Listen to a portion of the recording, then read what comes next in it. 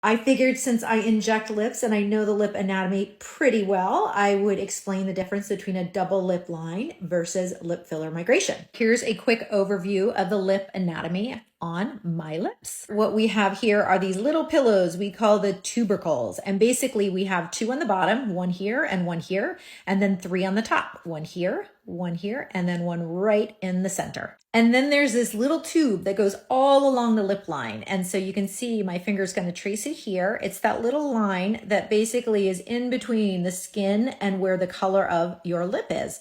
And this vermilion border, like I said, is almost like a tube. So sometimes in the past, we used to do lip filler in it, but it's also the line you might follow if you're lining your lips. And this spot right above that's a little bit light colored is called the white roll, which can just be the way the light's reflecting on the anatomy of the lip. And then this little spot right here is sometimes called the double lip line. And that's just where there's a little bit less support. So there's a little bit of a demarcation between the lip where it's colored and where the skin is. Since my lips have lip filler in them, I thought it would be good to look at some lips without lip filler. Now, I'm not sure that she's not had lip filler, but I suspect she's not.